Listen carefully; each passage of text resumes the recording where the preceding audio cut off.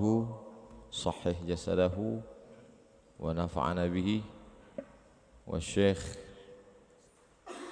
Islam mata'ana bihusni salatihi wa tilawatihi hadha sabahul mubarak. Kita, telinga kita, hati kita diberikan nikmat mendengarkan bacaan yang luar biasa di subuh yang penuh berkah, subuh sayyidul ayyam, hari yang dipilih Allah subhanahu wa ta'ala, dan kita bisa bersilaturahim di tempat yang paling mulia, tanah masjid, di waktu yang paling mulia, salat subuh. Aqimis salata liduluki syamsi ila ghasaqil laili wa qur'an al-fajr. Allah tidak menyebut yang lain sebagai Quran Fajr, tapi disebut Allah salat subuh karena ayat yang paling panjang dibaca dalam salat adalah Quran al-Fajr, salat yang paling panjang bacaan ayat Al-Qur'annya di waktu subuh. Dan hari ini Allah Ta'ala memilih untuk mengawali kemuliaan, dan hari Jumat pula kemuliaan itu diakhiri dengan berakhirnya kiamat pada hari Jumat. Sampai-sampai hari Jumat dijadikan sebagai tempat berkirimnya salawat ke makam Rasulullah SAW. Ketika itu Nabi bertanya, sahabat bertanya kepada Rasulullah SAW, kaifa salatuna ma'rudatun alaika wa qad arimta. Bagaimana mungkin salawat kami dibawa ke makammu padahal engkau sudah hancur berkeping. Lalu kemudian Nabi menjawab, innallaha harramal arda ajsadal anbiya. Allah mengharamkan tanah memakan jasad para nabi. Mudah-mudahan silaturahim kita ini membuat kita selalu istiqamah dalam iman dan Islam, dan bersama Rasulullah SAW dalam surga Jannatul Firdaus insyaallah. Pada kesempatan yang baik dan mulia ini ada beberapa hal yang ingin saya sampaikan. Yang pertama, seperti ayat yang dibacakan oleh imam kita tadi, innama amruhu idza arada syai'an ayyaqula lahu kun fayakun. Termasuklah pertemuan kita subuh ini adalah jadwal kun fayakun yang tidak terjadwal sebelumnya. Berapa banyak kita berkeinginan tapi Allah tidak ingin, maka tidak terjadi. Ana urid, huwa yurid, hiya turid, Allah fa'alul lima yurid. Tapi ketika Allah Ta'ala mau, yamsaskallahu bidurrim fala kashifa lahu iyyahu. Kalau engkau ditimpa suatu kesulitan, kesusahan, tidak ada yang bisa menyingkapkan yang darimu kecuali Allah Subhanahu wa taala. Wa yuridka bi khairin fala radda li fadlih. Tapi kalau Allah ingin memberikan suatu kebaikan, tak pula ada yang bisa menolaknya, baik itu dari kalangan jin maupun manusia. Itu yang kita katakan setiap selesai salat, la mani'a lima a'taita wa la mu'tiya lima mana'ta. La mani'a, tidak ada satupun yang bisa menjadi penghalang atas apa yang engkau ingin berikan. Wala mu'tiya, tidak pula ada yang bisa satupun yang memberikan atas apapun yang ditahan oleh Allah Subhanahu wa ta'ala. Buktinya subuh ini, berapa banyak jadwal saya batal yang baleho bannernya sudah siap karena tidak dapat izin. Subuh ini bisa karena memang tidak pakai izin. Ustaz Abdul Somad ngapain datang? Salat Jumat. Sama seperti saya menyampaikan khutbah Jumat, tidak perlu izin. Makanya saya dibuat di atas mimbar salat Jumat. Kita memang tidak ada membuat baleho, takbir akbar dan selain, hanya sekedar pertemuan silaturahim di masjid, di rumah Allah Subhanahu wa ta'ala. Poin pertama yang ingin saya sampaikan bahwa dalam hidup ini banyak sekali hal-hal yang diberikan Allah Subhanahu wa ta'ala kepada kita, seperti yang diceritakan pada kisah Nabi Musa alaihissalam. Musa alaihissalam adalah contoh model kun fayakun. Ketika semua anak-anak dirazia, yuzabbihuna abna'akum wa yastahyuna nisa'akum. Anak laki-laki semuanya sembelih. Tidak ada satu pun yang bisa terselamat dari penyembelihan Fir'aun. Razia yang dilakukan oleh penguasa terbesar dunia, sampai-sampai satu dari 7 keajaiban dunia mengabadikan makam kubur tempat mumi mereka sampai hari ini. Sampai-sampai satu-satunya raja yang jenazahnya masih utuh hidup sampai saat ini masih ada di Tahrir Square Museum di samping Sungai Nil. Siapa saja adik-adik yang nanti pergi ke Mesir silakan kalau mau bertemu dengan Fir'aun. Tidak terlalu sulit untuk mengurus surat izinnya, dapat visa, pergi ke Kairo, dari Kairo naik taksi ke Tahrir Square, sampai di sana masuk ke dalam, naik ke atas, ada satu ruang khusus untuk dia. Ketika saya sampai di depan pintu, bergetar badan saya mau masuk ke dalam karena melihat tiketnya mesti beli lagi. Ternyata tiket yang di bawah nggak cukup, sudah mahal, mau dipoto nggak boleh karena cahaya blitz boleh merusak, bisa merusak kulit mumi katanya, maka dibiarkan saja begitu. Nah, itu juga nanti maksudnya kita jangan foto pakai blitz. Mata anak kecil juga yakadul barqu yakhtafu absarahum, kilat akan menyambar mata. Kilat bisa menyambar mata anak kecil disebabkan blitz, merusak kornea mata. Lalu kemudian Allah Subhanahu wa taala ingin memberikan kun fayakunnya. Wa auhayna ila ummi Musa an ardi'ih. Wahai ibu Musa, susukan anakmu. Fa in khifti alaihi, kalau kau takut anakmu ini nanti akan disembelih oleh tentara Fir'aun, la takhafi, jangan kau takut.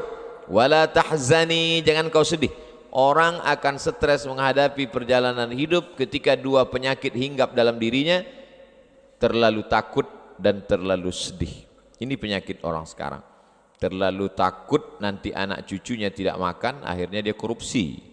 Terlalu takut nanti akan terjadi begini-begini, akhirnya dia curang dalam dagang bisnisnya. Terlalu takut dan kemudian terlalu sedih, akhirnya depresi, stres. Kalau langsung mati nggak apa-apa, ini setengah mati, menyusahkan orang hidup. Nauzubillah. Lalu kemudian Allah SWT mau menunjukkan kun fayakunnya. Lalu kemudian dihanyutkanlah anak kecil itu di Sungai Nil. Kita tahu dari acara televisi parabola yang bercerita tentang hewan-hewan itu, katanya singa itu adalah sampai-sampai the Lion King, raja. Singa dianggap sebagai raja belantara hutan. Tapi ketika kita tonton di TV, singa tidak ada apa-apanya dibanding dengan kuda Nil. Betapa kuda Nil dengan enaknya saja menangkap kepala singa dan dicampakkannya. Ustaz tahu dari mana? Ada yang ngirim videonya ke saya. Sungai Nil yang dipenuhi dengan binatang buas yang luar biasa itu tidak dapat memudaratkan bayi kecil yang dihanyutkan Allah Subhanahu wa taala karena ada rencana skenario Allah Subhanahu wa taala. Yang menghanyutkannya seorang perempuan. Asbaha fuadu ummi Musa farigha.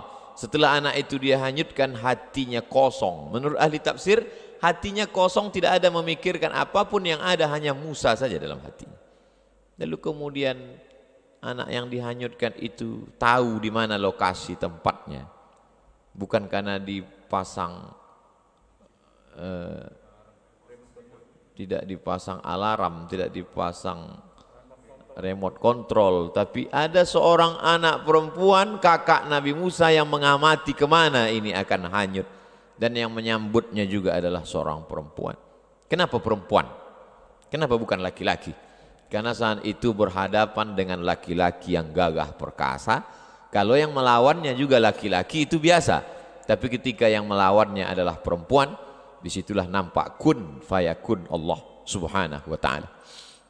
Di sana di tepi Sungai Nil ada seorang perempuan yang lama merindukan seorang anak. Allah ingin dia punya anak tidak dari rahimnya. Kalau ada seorang perempuan punya anak lahir dari rahimnya lewat proses pernikahan, itu biasa. Tapi ini anak tidak lahir dari rahimnya, tapi lahir dari rahim seorang perempuan yang lain, dan dia menyelamatkannya. Perempuan itu diabadikan doanya dalam Quran.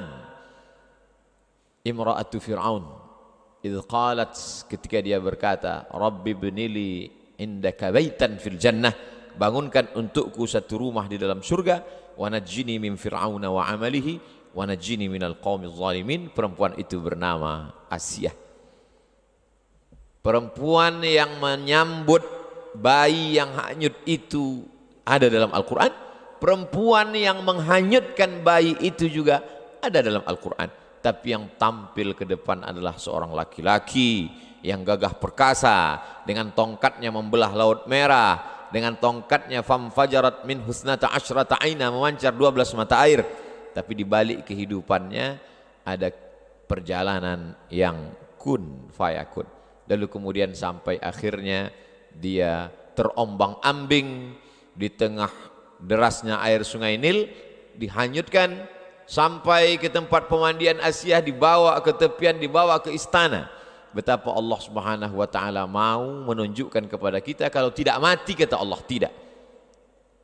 La in ijtama'atil ummatu ala ay yadurruka bi syai'in. Berkumpul orang satu dunia ini ingin memudaratkanmu, mencelakaimu, melukaimu, membunuhmu, tidak, kata Allah, maka tidak terjadi. Berkumpul pula seluruh umat di dunia ini ala ayyam fa'uka bi syai'in, ingin memberikan manfaat, menolongmu, mengangkat derajatmu, kalau tidak, kata Allah, juga tidak akan terjadi. Rufi'atil aqlam, pena sudah diangkat, wajaffatis suhuf, kertas lembaran sudah kering. Contoh bahwa tulisan takdir sudah ditetapkan Allah Subhanahu wa taala.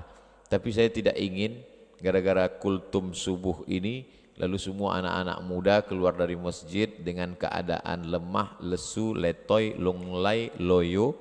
Dan ketika ditanya, kenapa kamu kehilangan semangat? Kata Ustadz Abdul Somad, tinta sudah kering, pena pun sudah diangkat. Saya ingin mengatakan bahwa kita hari ini terlalu bertumpu kepada usaha sehingga melupakan Allah Subhanahu wa taala. Padahal dalam kisah nabi-nabi itu yang besar itu adalah kuasa dan kudrat Allah. Ketika Allah besar dalam hati kita, maka kita menganggap usaha kita ini kecil. Ketika kita merasa besar diri kita, maka Allah akan menjadi kecil. Itu yang dikatakan oleh Qarun, innama utituhu ala ilmin indi. Ini semua karena ilmuku, karena etos kerjaku, karena kemampuanku, karena manajemenku. Akhirnya tenggelam di dalam danau yang disebut dengan Danau Qarun. Untuk cerita lengkapnya tanya imam kita tentang Danau Qarun. Saking hebatnya Qarun, kalau ada orang Jombang yang menggali tanah ketemu periuk terbuat dari emas, spontan dia akan berkata ini adalah harta Qarun. Padahal tenggelamnya di Mesir bisa periuknya sampai ke Jombang. Begitulah hebatnya. Tapi walaupun begitu hebatnya, belum pernah saya sepanjang ceramah ketemu jamaah kenalkan Pak Ustadz, nama saya Qarun. Belum. Allah Subhanahu wa taala banyak bercerita tentang kun fayakunnya. Kalau dulu ada air yang bisa menyelamatkan anak kecil dari razia Fir'aun, dari tenggelamnya di laut Sungai Nil, lalu kemudian air yang lemah lembut itu bisa menenggelamkan Fir'aun. Air yang sama. Air yang sama yang dulu menyelamatkan bayi yang dihanyutkan ibunya ketika tidak ada satupun yang bisa melindunginya, air yang sama menenggelamkan Fir'aun. Allah ingin menunjukkan kun fayakunnya. Air itu juga, padahal airnya sama. Betapa dalam kehidupan ini kita ingin meminta air yang lain. Padahal sebetulnya kalau Allah mau, Allah merubahnya dengan kuasanya. Innama amruhu idza arada syai'an ayaqula lahu kun fayakun. Walillahil asmaul husna. Allah punya nama yang bagus-bagus. Fad'uhu biha. Panggillah dia, serulah dia, mohonlah kepada dia. Saya kalau dalam berdoa tetap saya sebut itu, ya Rahman, ya Rahim, ya Dzal Jalali wal Ikram, ya Fa'alul lima yurid, ya man qada amran innama yaqulu lahu kun fayakun. Ya man quwwatuhu bainal kafi wan nun. Wahai engkau yang kuasanya, yang kudrat iradatnya antara kaf dan nun, kekuasaan engkau ya Allah. Maka begitulah Allah mengajarkan kita. Kalau kita bersandar kepada diri kita, ketika diri kita ini lemah, maka hancurlah, tumbanglah. Tapi kalau kita bersandar pada kuasa Allah, saat tangan kita angkat dan mulut berkata Allahu Akbar, di situ ada kekuatan yang besar, yang luar biasa. Ketika semua manusia mengatakan dia akan mati, dia akan tenggelam, dia akan disembelih, dia akan tertelan air, Tapi tidak, kata Allah. Ketika semua mengatakan dia akan selamat, bala tentaranya banyak, dia adalah Fir'aun, dia akan selamat melewati Laut Merah. Tapi kata Allah tidak, maka dia tenggelam. Dan itu diabadikan. Al-yauma, hari ini, nunajjika, kami selamatkan engkau, bibadanika, dengan badanmu. Ini ayat pernah dikritik orang liberal. Kata dia, kalau dikatakan bahwa Fir'aun itu diselamatkan jasadnya, maka seluruh mumi itu juga jasadnya selamat. Seluruh mumi ketika digali gunung batu-batu besar, itu jasadnya selamat. Lalu apa keistimewaan Fir'aun? Dari mana orang bisa membedakan ini Fir'aun yang mengejar Musa dengan ini Fir'aun yang dijadikan raja-raja mumi itu? Mana perbedaannya? Ternyata Allah ingin menunjukkan ketika ada seorang pakar mumi diperiksa, ternyata di dalam paru-paru satu mumi ini ditemukan garam. Garam tidak akan mungkin bisa masuk ke paru-paru kita, karena paru-paru itu hanya dipakai untuk bernafas. Makanya kalau ada orang minum sambil ngobrol dan mungkin masuk setetes dalam paru-parunya, dia akan tersedak dan bersin, dia akan terbatuk. Kenapa begitu? Karena paru-paru mesti bersih, tidak ada unsur apapun. Lalu kenapa satu mumi ini ketika diperiksa paru-parunya ada garam? Karena inilah orang yang garam masuk ke dalam paru-parunya. Kapan itu? Adrakahul gharaqu, ketika dia tenggelam di Laut Merah dan masuk garam itu ke dalam paru-parunya. Tidak ada yang paling sakit daripada sakitnya masuknya air garam ke dalam paru-paru. Kalau mau coba, nanti pas buka puasa, masukkan air garam ke paru-paru melalui hidung. Sakit yang luar biasa. Kematian itu sakit, tapi cara kematian yang menyakitkan diberikan Allah pada orang-orang yang luar biasa. Ada yang matinya hanya dengan nyamuk yang masuk ke dalam lubang hidung lalu menjalar ke atas menggigit otaknya.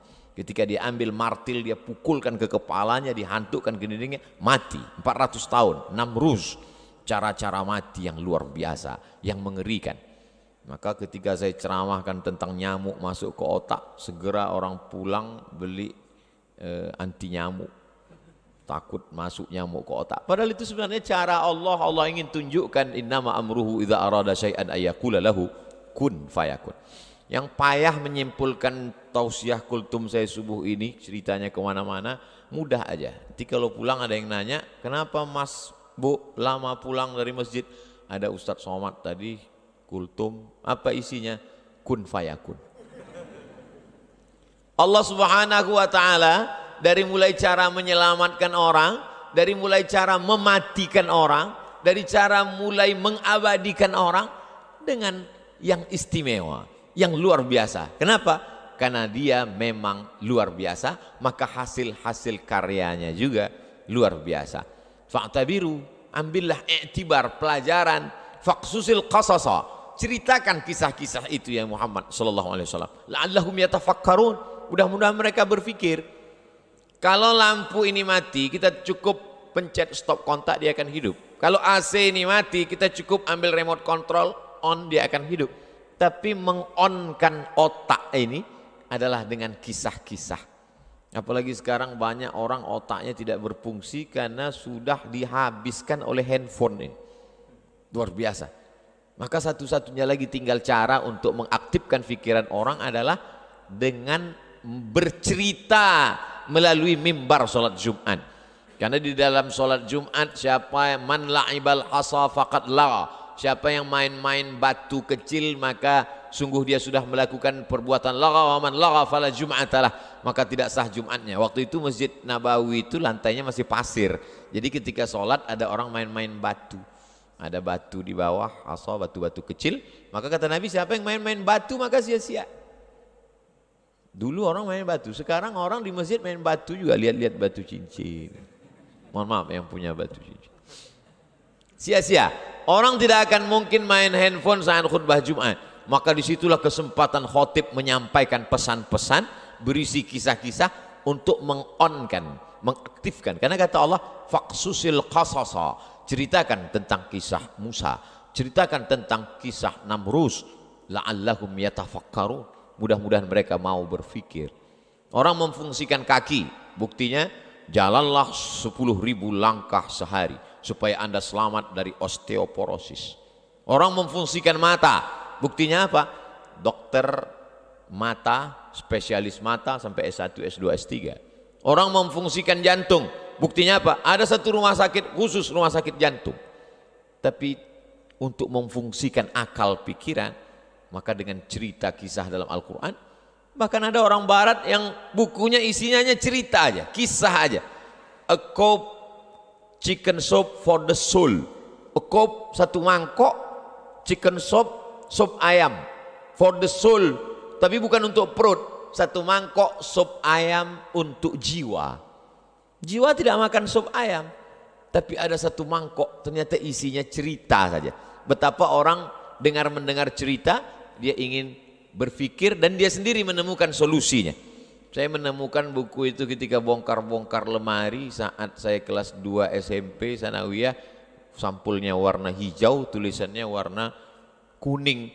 Baca, banyak kisah, cuman yang ingat hanya beberapa.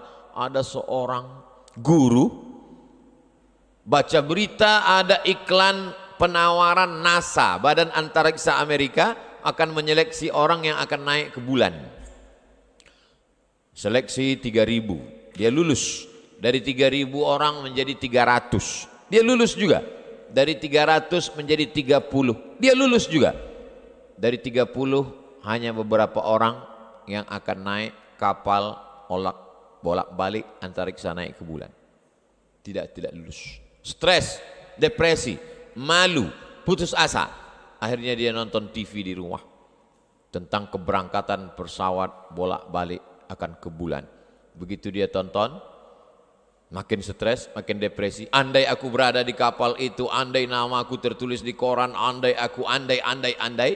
Begitu pesawat itu mulai, dalam hitungan detik, 1, 2, 3, 4, belum sampai 1 menit, tiba-tiba pesawat itu meledak, meletup, hancur berkeping. Di saat itu juga dia berterima kasih kepada Tuhan, untung aku nggak lulus. Andai saja lulus di situ. Padahal berapa detik yang lalu dia berkata, mengapa aku tidak di sana? Mengapa aku tidak lulus? Belum lagi berakhir menit itu, di saat itu juga dia berkata, untung saja aku tidak lulus. Betapa kita menilai hidup ini menurut pandangan kita. Padahal ada yang lebih indah menurut rencana Allah Subhanahu wa taala, tapi dengan cara mengikuti kehendak Allah. Cerita saya ini jangan dipotong. Saya tidak ingin juga ada adik-adik mahasiswa ketika ditanya sama bapaknya pulang, kamu udah selesai semester 8? Belum Pak. Kenapa? Ada hikmah-hikmah yang bisa kita petik dari perjalanan panjang ini. Cuman kita belum bisa menangkapnya karena hanya Allah. Nanti akan ditunjukkan Allah di akhir zaman Pak. Saya takutnya bapaknya tidak ngamuk, dengan senyum dia katakan, betul yang kau katakan, maka dari semester 9 dan berikutnya kau carilah uang kuliah sendiri. Itu bisa kita katakan kalau kita sudah ikut aturan Allah semuanya. Dari A sampai Z kita sudah ikut, tiba-tiba terjadi di luar rencana kita, baru kita katakan ini adalah rencana Allah Subhanahu wa taala. Kun fayakun membuat kita menjadi kuat. Tidak ada putus asa bagi orang yang meyakini kun fayakun. Sekarang diundang motivator untuk ceramah ke hotel, membangkitkan semangat. Dihidupkanlah screen, matikan lampu, audio visual, semangat untuk membangkitkan. Tapi begitu acara selesai, lampu hidup, screen mati, semangat pun mati juga. Kenapa? Karena dia datangnya dari ekstern, dari luar. Tidak bisa. Semangat hidup bangkit dari dalam. Semangat hidup apa? Semangat hidup kun fayakun. Di saat tidak ada tempat bergantung, ibu adalah orang paling tempat bergantung. Tidak ada tempat bergantung selain ibu. Tapi di saat itu ibu pun menghanyutkan dia. Allah sedang ingin mengatakan tidak ada tempat bergantung bagi engkau wahai Musa. kecuali hanya aku. Begitu juga yang dialami oleh Nabi Muhammad SAW. Ayahnya Abdullah meninggal, diasuh oleh ibunya Aminah meninggal, diasuh oleh kakeknya Abdul Muttalib meninggal, diasuh oleh pamannya Abu Talib pun meninggal, istrinya Khadijah meninggal juga, anak-anak perempuannya semua meninggal, kecuali satu terakhir 6 bulan setelah itu barulah meninggal. Lalu kemudian apa tempat dia bergantung? Tak ada tempat bergantung. Dia berharap menganggap nanti orang Taif akan menolong. Berjalan kaki dia dari kota Makkah menuju Taif. Karena kalau dia naik onta, naik keledai, naik kuda, nanti dianggap dia akan pergi jauh, dia akan dibunuh. Dia jalan kaki 100 km sampai ke Taif. Orang Taif tidak menyambut dia dengan tala'al badru alaina. Orang Taif tidak menyambut dia pakai banner, baleho dan umbul-umbul. Mereka sambut dia dengan lemparan batu.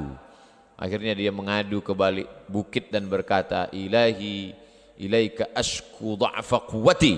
Kepada engkau aku mengadukan kelemahanku wa qillata hilati. Ketidakberdayaanku wa hawani.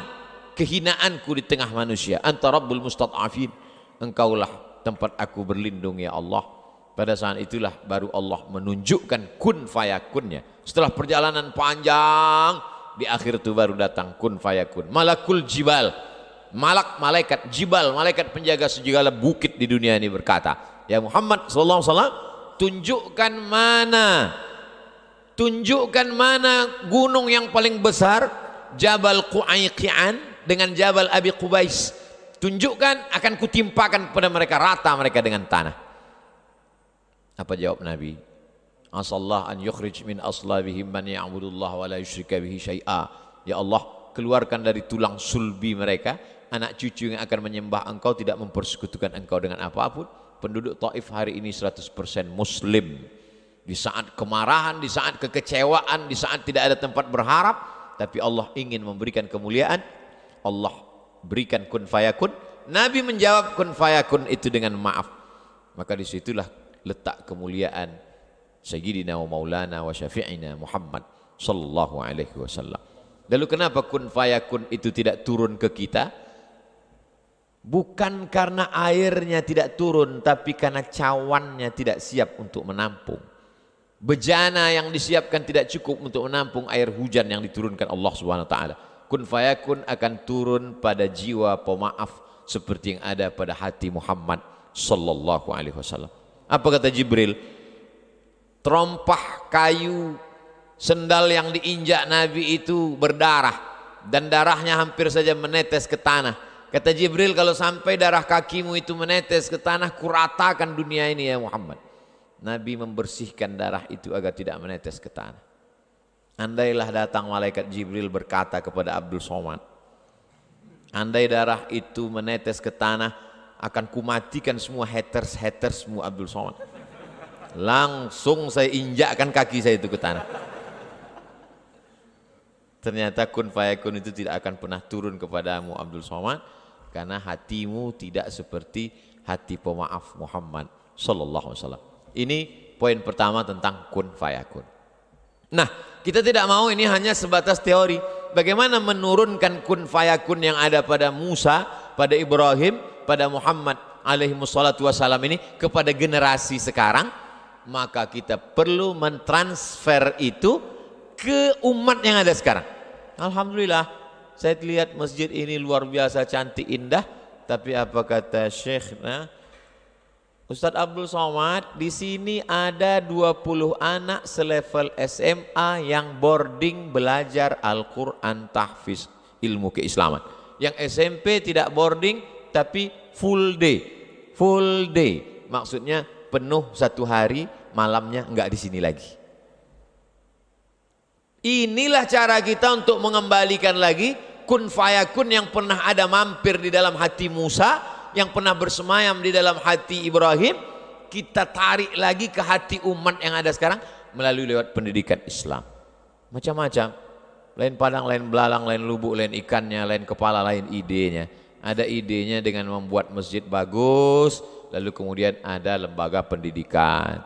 Ada idenya untuk memajukan Taman Pendidikan Al-Quran dengan program 1000 TPQ seluruh dunia, sehingga kualitas anak-anak, guru fisika PNS, guru kimia digaji mahal, guru matematika bisa dapat beasiswa S1, S2, S3, tapi guru ngaji digaji 300.000 sebulan, gajiannya 3 bulan sekali, disunat massal.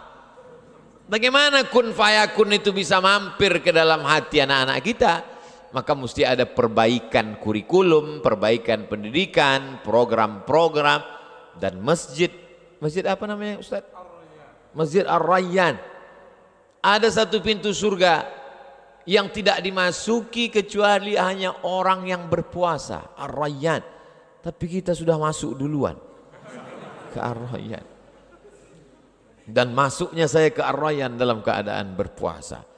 Abdul Somad, semua manusia ingin mendatangkanmu ke Ar-Rayyan, tapi aku tidak, kata Allah, kau tak bisa datang.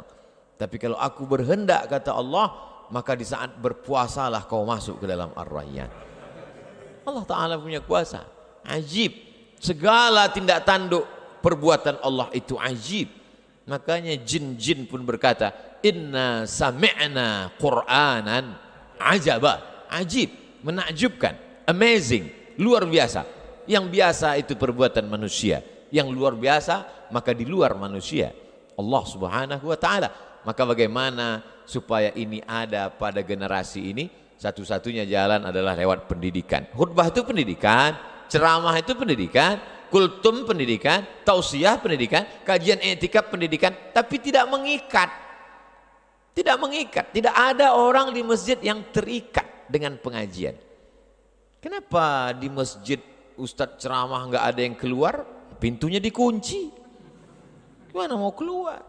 Maka kita mesti ada lembaga yang mengikat. Sekolah formal, SMP tahfiz, SMA tahfiz. Satu sisi dia ingin dapat ijazah, tapi dengan ijazah dari Diknas itu isinya adalah tahfiz Quran, akidah, akhlak, bahasa Arab, sejarah Islam, fiqih, usul fiqih. Dalam satu hembusan nafas dia akan berkata qala Rasulullah SAW, qala Nabi SAW, tapi juga dalam hembusan yang sama dia mampu berkata fisika, kimia, biologi, matematika, bahasa Inggris. Inilah generasi yang akan bangkit dengan semangat kun fayakun tanpa meninggalkan dunia. Sekarang kita melihat ada orang yang luar biasa dengan kehidupan dunia, tapi kun fayakun tak ada dalam hatinya. Satu lagi ada orang yang luar biasa kun fayakunnya, tapi dia meninggalkan dunia. Laisa bi khairikum man taraka dunyahu li akhiratihi. Orang yang baik bukan yang meninggalkan dunia untuk akhirat, wala akhiratahu li dunyahu. Bukan pula yang meninggalkan akhirat untuk dunia. Liusiba minhuma jami'an. Dapat dua-duanya. Bagaimana bisa membangun masjid secantik, seindah, seluar biasa ini? Jawabannya kan ceramah Ustadz, kun fayakun. Iya, tapi kan ada usaha, ada ikhtiar manusia. Masjid Ar-Rayyan Jombang sedang menunjukkan kita bagaimana kita mengkombinasikan makna kun fayakun sesuai antara ikhtiar dengan usaha manusia. Yang terakhir, kosong hampa perbuatan itu kalau tidak ada Allah di dalamnya. Tidur menjadi berisi kalau ada Allah di dalamnya. Bismika Allahumma ahya wa amut. Jangan dibaca waktu pengajian. Makan menjadi berisi, berkualitas kalau ada Allah di dalamnya. Allahumma barik lana fima razaqtana wa qina adzabannar. Tapi puasa menjadi tidak bernilai kalau tidak ada Allah di dalamnya. Bagi siapa yang tidak berniat di dalam hati bahwa dia akan berpuasa. Ibadah kosong, salat kosong kalau tidak ada lillah. Tapi perbuatan yang bukan ibadah malah menjadi ibadah kalau ada Allah di dalamnya. Tapi ceramah saya jangan dipelesetkan. Nanti satu hari main game online terus. Kamu dari pagi main game. Kalau ada Allah di dalamnya, maka dia pun akan bernilai ibadah, kata Ustadz Somad tadi. Ini banyak sekarang. Saya yang di masjid ini insya Allah tidak akan mempelintir ceramah saya. Tapi kan ini direkam. Itu bisa sampai kemana-mana. Nah, maka 3 poin yang saya sampaikan. Pertama, kun fayakun para nabi. Yang kedua, kita transfer, kita ambil itu ke generasi sekarang. Yang ketiga, bahwa tidak akan ada makna dalam suatu perbuatan tanpa ada Allah. Mudah-mudahan pertemuan kita ini pun pertemuan karena Allah. Rajulani, dua orang, tahabba fillah, berkasih sayang karena Allah, ijtama'a alaih, bertemu karena Allah, wa tafarraqa alaih, berpisah pun juga karena Allah.